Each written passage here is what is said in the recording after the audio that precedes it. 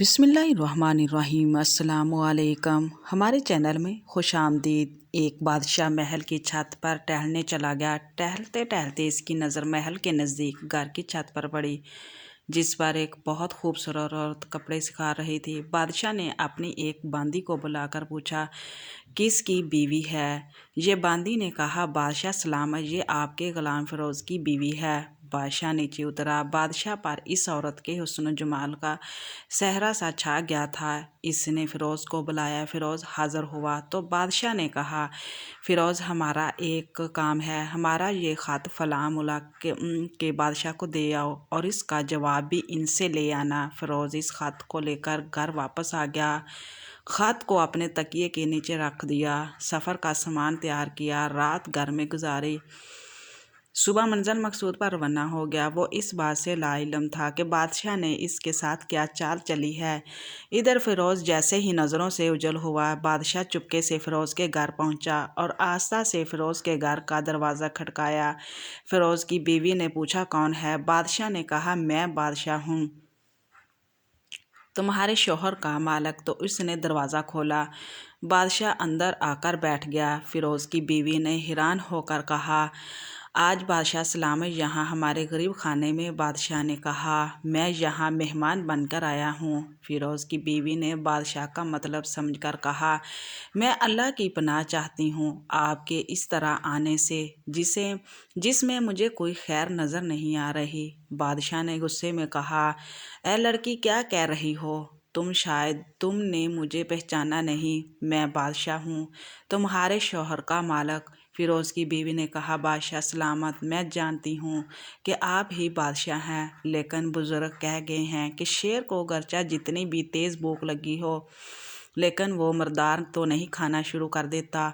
और कहा, बादशाह सलामत, तुम इस कटोरी में पानी पीने आ गए हो जिसमें तुम्हारे कुत्ते ने पानी पिया है। बादशाह इस औरत की बातों से बड़ा शर्मसार हुआ और इसको छोड़कर वापस चला गया, लेकिन अपनी चप्पल वहीं पर भूल गया। ये सब तो बादशाह की तरफ से हुआ।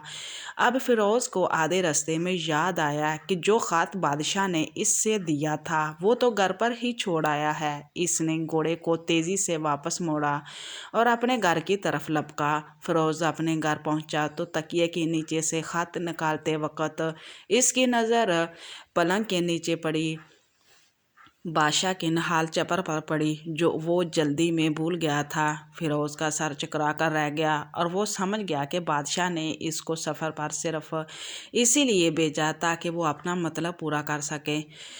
फ़िरोज़ किसी को कुछ बताए बगैर चुपचाप घर से निकला। ख़त लेकर वो चल पड़ा और काम ख़त्म करने के बाद बादशाह के पास वापस आया तो बादशाह ने इनाम के तौर पर इसे 1000 दिनार दिए। फ़िरोज़ दिनार लेकर बाज़ार गया। औरतों का इस्तेमाल के कीमती कपड़े और कुछ तोहफे भी खरीद लाया। घर पहुंचकर बीवी को सलाम किया और कहा, चलो तुम्हारे मेके चलते हैं। बीवी ने पूछा, ये क्या है? बादशाह ने इनाम दिया और मैं चाहता हूँ कि ये पहनकर अपने घर वालों को भी दिखाओ। बीवी बोली, जैसे आप चाहें। बीवी तैयार हुई और अपने वालिदैन के घर अपने शौहर के साथ रवाना हुई। दामाद और बेटी और इनको देखकर वो लोग बहुत खुश हुए। फ़िरोज़ बीवी को छोड़कर वापस आ गया और 1 महीना गुजरने के बावजूद ना बीवी का पूछा ना उसको वापस बुलाया। फिर कुछ दिन बाद इसके साले इससे मिलने आए और इससे पूछा, फ़िरोज़, आप हमें हमारी बहन से गुस्से और नाराज़गी की वजह बताएं या फिर हम आपको काजी के सामने पेश करें।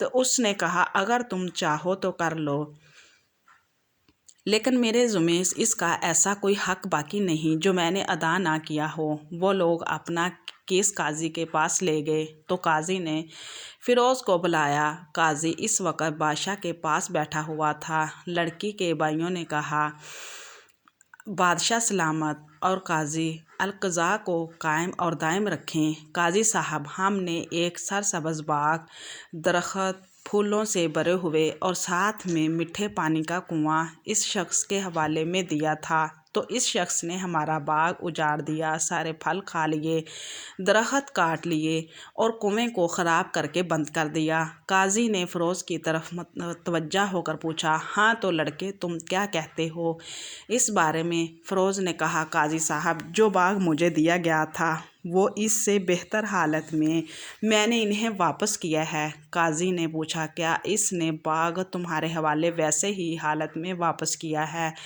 جیسے پہلے تھا؟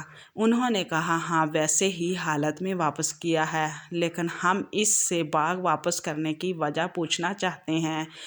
قاضی، ہاں فیروز تم کیا کہنا چاہتے ہو اس بارے میں؟ فیروز نے کہا، قاضی صاحب میں نے باغ کسی بغض یا نفرت کی وجہ سے نہیں چھوڑا، بلکہ اسی لیے چھوڑا ہے کہ ایک دن میں باغ میں آیا تو اس میں نے شیر کے پنجوں کے نشان دیکھے، تو مجھے خوف ہوا کہ شیر مجھے کھا جائے گا، اسی لیے شیر کے کرام کی وجہ سے میں نے باغ میں جانا بند کر دیا۔ بادشاہ جو ٹیک لگائے یہ سب کچھ سن رہا تھا اور اٹھ کر بیٹھ گیا اور کہا، فیروز اپنے باغ کی طرف امن اور مطمئن ہو کر جاؤ، واللہ اس میں کوئی شک نہیں کہ شیر تمہارے باغ میں آیا تھا، لیکن وہاں پر نہ تو کوئی اثر چھوڑ سکا، نہ کوئی پتا توڑ سکا اور نہ ہی کوئی پھل کھا سکا، اور وہاں پر تھوڑی دیر رہا اور مایوس ہو کر لوٹ گیا، اور خدا کی قسم میں نے کبھی تمہارے جیسے باغ کے گرد لگی مضبوط دیواریں نہیں دیکھی۔ تو فیروز اپنے گھر لوٹ آیا اور اپنی بیوی کو بھی واپس لے لیا۔ نہ تو قاضی کو پتہ چلا اور نہ ہی کسی اور کو۔ ماجرا کیا تھا؟